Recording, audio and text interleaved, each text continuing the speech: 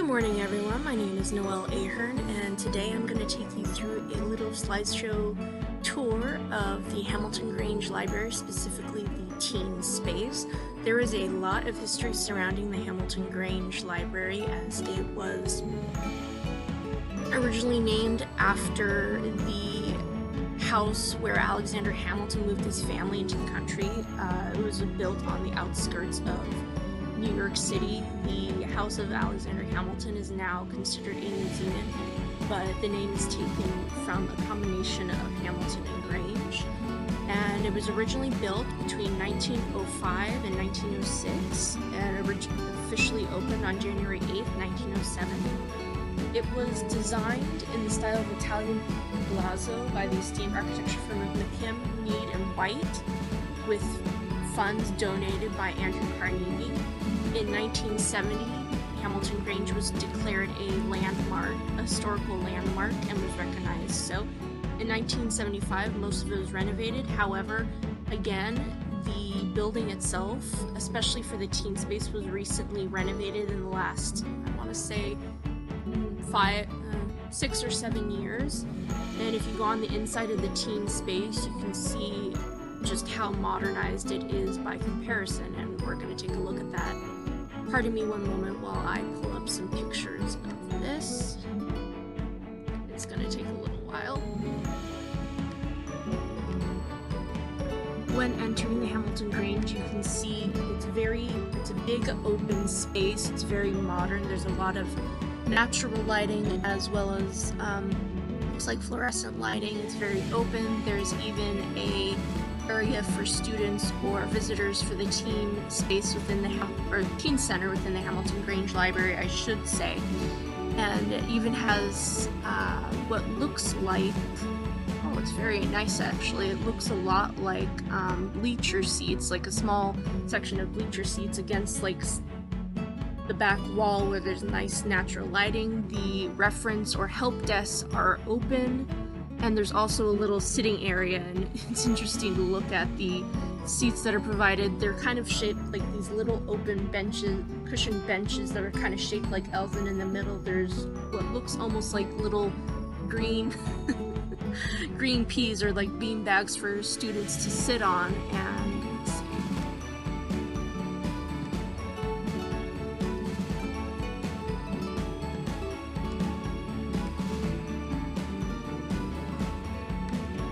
And if you're standing within the library, there's actually several areas where there's those L-shaped cushioned benches and little green chairs for people to sit on. But one wall it almost looks like a triangle mosaic. It's multicolored with reds, orange, purple, blues, and greens, with small little shelves for books. There's something also built into the wall as you go through, but there's plenty of areas for students and teens to look through books.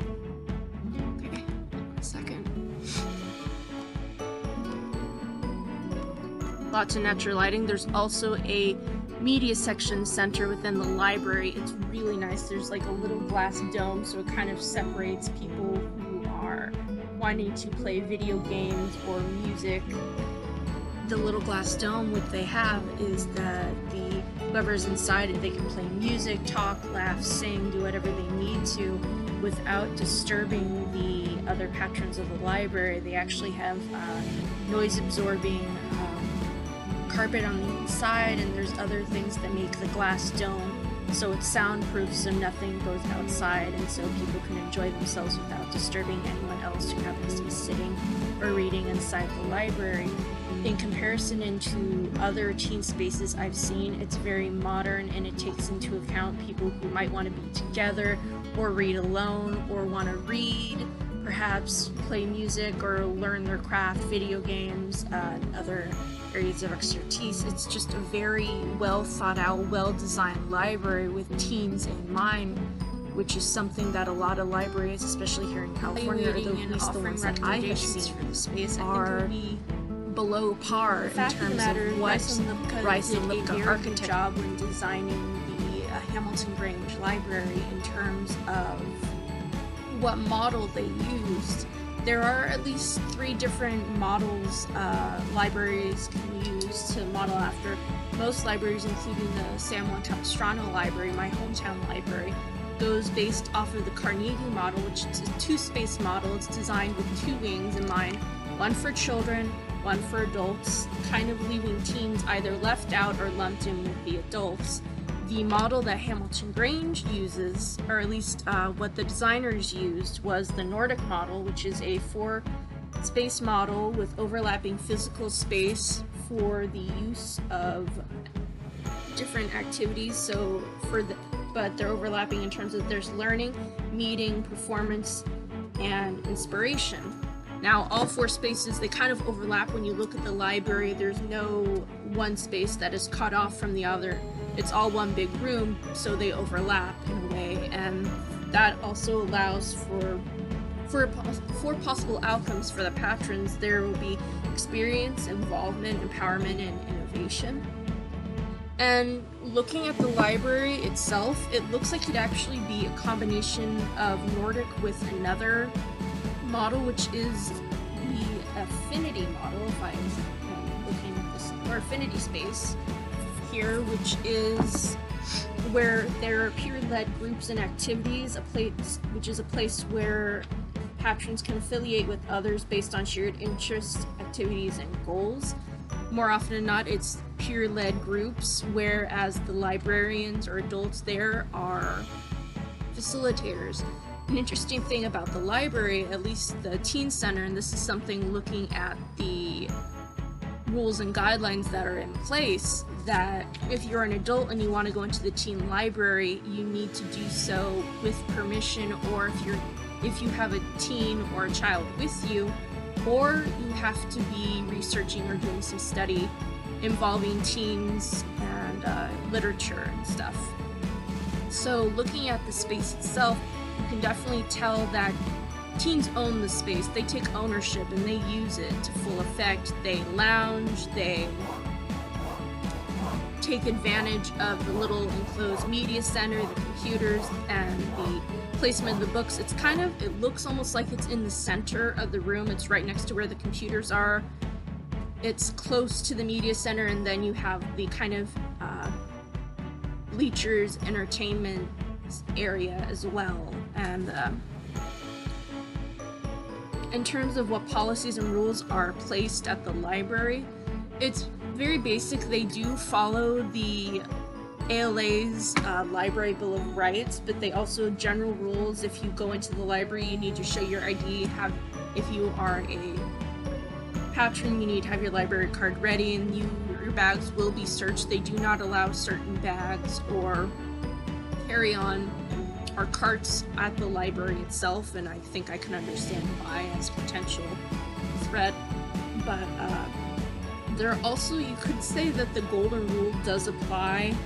Do unto others as you would have do unto you, so no foul language or obscene gestures, no harassment or threatening behaviors. And everyone who enters the library, they also need to be responsible for whatever they bring into the library. So in terms of, if you have your stuff, you are responsible. The library is not responsible if you misplace or lose an item. That is all on you if you lose something. And as far as children and teens within the library, what they're supposed to be doing or not allowed to be doing within the library itself. Obviously, if you enter the library, you're not supposed to misuse or deface public property that's not yours. Parents were librarians. They are librarians at the Hamilton Grange. It is their job to facilitate and assist, not police your children. So if you drop your children off, you need to expect them to be on their best behavior. But if they're not, then that is up to you. That is not the library's job to kind of police or watch your children.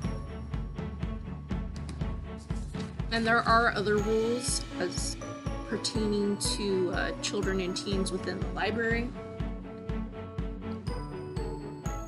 Obviously, if you are there, you're not supposed to give out personal information to strangers. If you are using the internet for anything, you're not to include personal information in your screen name, passwords, and such. And also looking at their policy and rules. Sorry, I'm pulling up the website here, and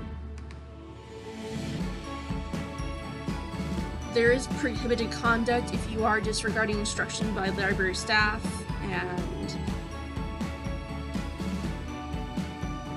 parents, guardians, and or responsible caregivers, not the library, responsible with children in their care. Disruptive children, attended or unattended, may be asked to leave the library. If a child goes missing at the library, again, like I said, that is not the library's job to police or babysit your children. That is your job. We are there to assist and support them in their use of the library resources, but we are not responsible if they leave the library unattended. It is the responsibility of the parents, guardians, or caregivers to let their children know what they should do if they must leave the library. In terms of what I could recommend for the library, again, like I said, it's very hard for me to offer any information as I have never personally been there before, but looking at the library itself, I actually thought they did a very good job in making it very teen-friendly. Looking at the floor, I would say they probably could put more carpeting down, because the floor does look very slippery, so they could trip and fall, so maybe adding more rugs or carpeting would be a good idea. It could also drown out the noise if it gets too loud, kind of like what they have in the little media center. I like the idea of the beanbags and chairs. They look very modern. However, if someone goes in, they might want something that's a little more stable with a back to kind of lean against or slouch in. So maybe considering adding more furniture like that. As far as lighting and the overall design, I love what they did there. And I would really like to go one day to visit this actual library. I think that's my mecca, or one of the places I really want to visit once the pandemic is all over. Thank you for